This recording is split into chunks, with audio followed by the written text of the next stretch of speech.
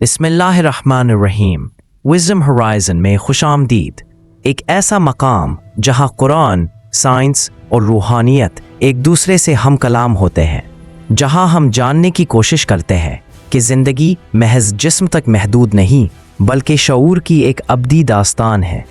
आज का मौजू शायद इंसान की तख्लीक के बाद से सबसे पुरअसरार सवाल है, हयात बाद अल मौत, life beyond the physical realm. क्या मौत सब कुछ ख़त्म कर देती है या ये दरअसल एक नई कायनात का दरवाज़ा है?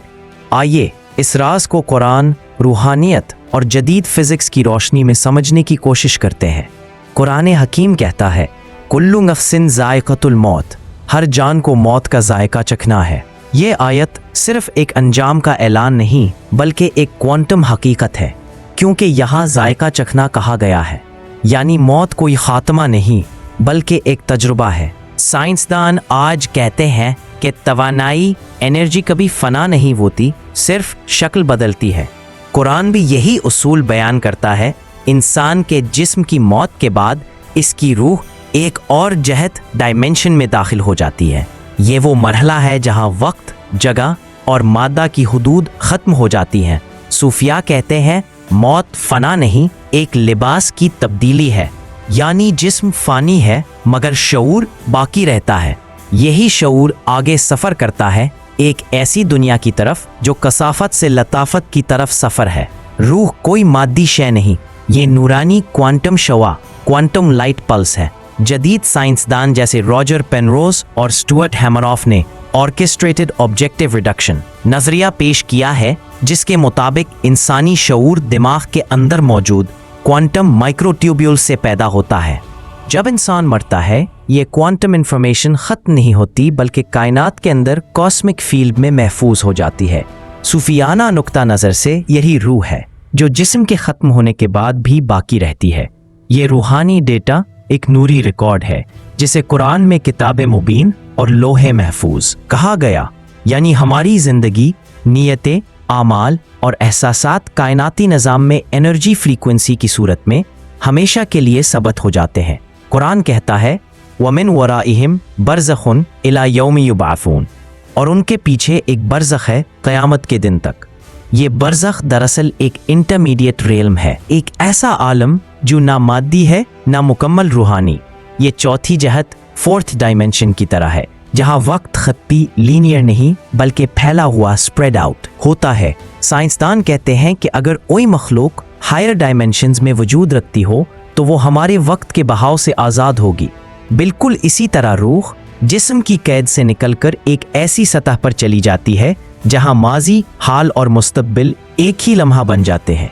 यही बरज़ख़ का आलम है जहाँ इंसान अपनी असल तवानाई के साथ मौजूद होता है। यहाँ ख्वाब, यादें, एहसासात और नूर सब एक ही सब्सटेंस बन जाते हैं। सूफिया कहते हैं बरज़ख़ ख्वाब और हकीकत के दरमियान एक लतीफ़ हद है। दुनिया भर में लाखों लोग ऐसे वाक़यात बयान कर चुके हैं जहां वो तब्बी लिहाज से मुर्दा करार दिए गए मगर कुछ देर बाद वापस आए। इन सब में हैरत अंगेज़ मुमासलतें पाई जाती हैं। जिस्म से बाहर अपने वजूद को देखना, रोशनी की एक सुरंग, अमन, सुकून और शदीद मोहब्बत का एहसास, जिंदगी की झलकियों का फ्लैश। डॉक्टर रेमंड मूडी और डॉक्टर आइमंड इब्न अलेक्जेंडर जैसे न्यूरोसर्जन कहते हैं कि ये सब हेलुसिनेशन नहीं बल्कि कॉन्शियसनेस एक्सपेंशन है। इंसान का शऊर जिस्म के ख़त्म होने के बाद भी मुस्तकिल तौर पर मौजूद रहता है। ये वो लम्हा है जहाँ फिज़िक्स रूहानियत से मिलती है। क्वांटम थ्योरी के मुताबिक जब ज़र्रे पार्टिकल्स का ऑब्जर्वेशन ख़त्म हो जाए तो वो अपनी वेव फॉर्म में वापस चले जाते हैं। बिल्कुल इसी तरह मौत के वक्त इंसान वेव स्टेट में चला जाता है, यानी प्योर एनर्जी फॉर्म। कुरान बताता है कि क़यामत कोई आम दिन नहीं, ये कायनाती तब्दीली, कॉस्मिक ट्रांजिशन का लम्हा है, जब तमाम तवानाई एक मकाम पर मरकूज़ हो जाएगी, जब वक्त का बहाव रुक जाएगा और जब रूहें अपनी असल हकीकत में ज़ाहिर होंगी। ये वो वक्त है जब हर शऊर अपनी तवानाई के मुताबिक मैनिफेस्ट होगा, यानी जिसका दिल नूर से भरा होगा वो नूर की जहत में उठाया जाएगा, और जिसने अपने शऊर को जुल्मत में डबो दिया वो उसी डार्कनेस की फ्रीक्वेंसी में रहेगा। सूफिया कहते हैं कि क़यामत कायनात की रीसेटिंग है, ایک ایسی کوانٹم کولیپس جہاں ہر چیز اپنی اصل وائبریشن کی طرف لوٹتی ہے۔ قرآن کہتا ہے یوم تبلا سرائر، جس دن باطن ظاہر کر دیا جائے گا، یعنی انسان کے اعمال، نیتیں اور جذبات سب توانائی کی لہروں میں بدل کر کائنات کے سامنے عیاں ہو جائیں گے۔ روح ایک فریکوینسی ایمیٹر ہے اور ہر نیت، ہر عمل ایک انرجی امپرنٹ چھوڑتا ہے۔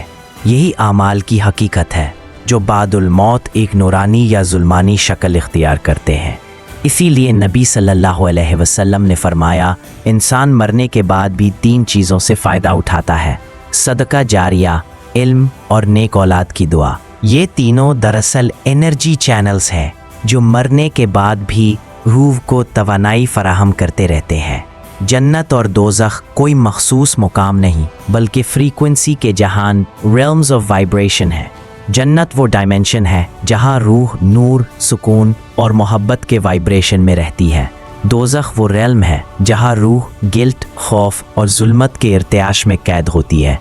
قرآن کہتا ہے وَإِنَّ الدَّارَ الْآخِرَةَ لَهِيَ الْحَيَوَانُ، یقیناً آخرت ہی حقیقی زندگی ہے، یعنی وہاں زندگی زیادہ انٹینس، زیادہ حقیقی اور زیادہ انرجیٹیکلی ریئل ہوگی۔